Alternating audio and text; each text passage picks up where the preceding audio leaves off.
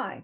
Now, last week we spoke about hocus focus. And what's that all about? Now, this is sort of like a word that sort of like rhymes. And when sometimes I give advice to some of my clients, because lots of them talk a lot about procrastinating and leaving things behind. And yes, while they meet the deadlines and they do manage all the projects, it's something that creates a stress. And we already have a lot of stress on our plate. So we don't need that extra stress. So I thought that it was a very important topic, and I did some research around it. Now, we know that our brains, of course, only can give you real sustained attention for the first 15 to 20 minutes. And really, we're very effective during that time. But after that, we start to sort of like, wonder and sort of like get other thoughts in mind. And then we get a little bit bored, and we ourselves are not very creative. And I started experimenting with a lot of things on myself. And lots of you know that I'm writing a book. So I'm actually practicing this religiously myself of how I structure my time, where I find myself mostly creative and I can really do these kind of things. So the secret formula in order to have those time to concentrate and do our best job is that instead of wandering around being unproductive, being stuck and just looking at the computer and not doing nothing, really wasting our time, is that we have to use three things. So I love to always catalog things by letters. So I have created this formula that is being essential, efficient, and effective, right? So therefore, when I help lots of other people and I mentor and I coach and I help and my clients as a psychologist, I always tell them, let's do these three things and give it a try to this great strategy and let's put in practice. Being essential, efficient, and effective. What does it mean to be essential? First of all, we need to pick one topic, right? We can't do three things at a time because, and this is another thing that we will be talking soon, how to be an essentialist. But we need to pick one project or one thing to work at to really make our focus on.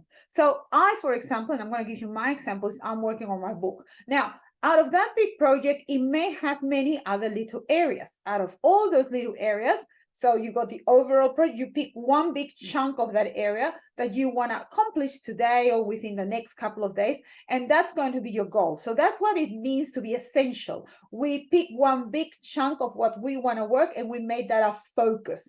Then the next thing is that we become efficient. And when we become efficient means that we have an environment that's actually set up where it's peaceful, where we find it motivating. And I love, if you can see at the back, I've got some motivational quotes. I like to have all my materials aligned. I have some of my books that I need to consult. I have lots of my things handy. I have my bottle of water. I have a little bit of music in the background and everything to make my environment really, really as efficient as I can. So there's no need for me, oh, I need a stapler, oh, I need a highlight, and I need to go rambling into other rooms. So we have to be very efficient in that time.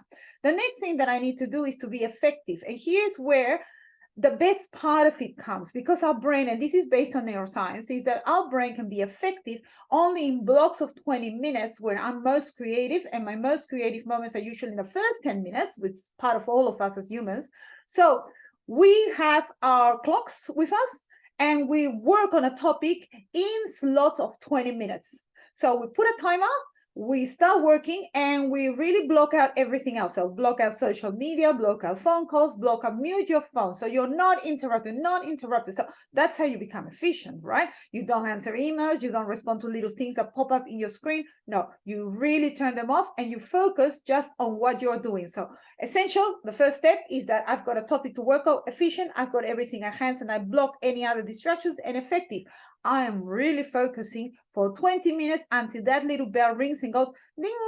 And when it stops, what do? Well, I give myself a pat in the back and I give myself 5 minutes break. So I've done 20 minutes. I give myself 5 minutes break.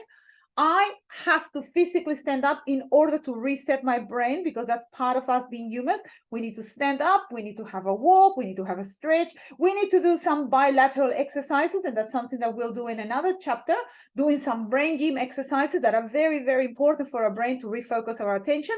And I practice a couple of those stretches with my chair on the wall, on the couch. I come back 5 minutes, only 5 minutes. I come back and I do another lot of those 20 minutes of really, really focused work, right? Now, I do 6 lots of 20 minutes, which will be equivalent of 2 hours of productive work. And what I can see is that I can be really produce high quality, achievable work that I can complete in those lot of 2 hours. But I have broken it down in intervals of 20 minutes with 5 minutes break. When I complete those 6 intervals, I give myself 9 30-minute breaks. So I can go have a cup of tea, can go into the garden, can go for a walk. I can go and call someone. I can go and, maybe check my social media, but only 30 minutes. And then I come back and I do it all over again. And trust me, it works. It has worked for my clients. It has worked for lots of people that I have been coaching and helping and giving them this advice, and it will work for you.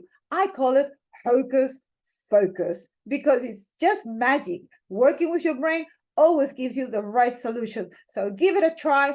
I'm writing my book every day, and it's been really efficient. Thank you.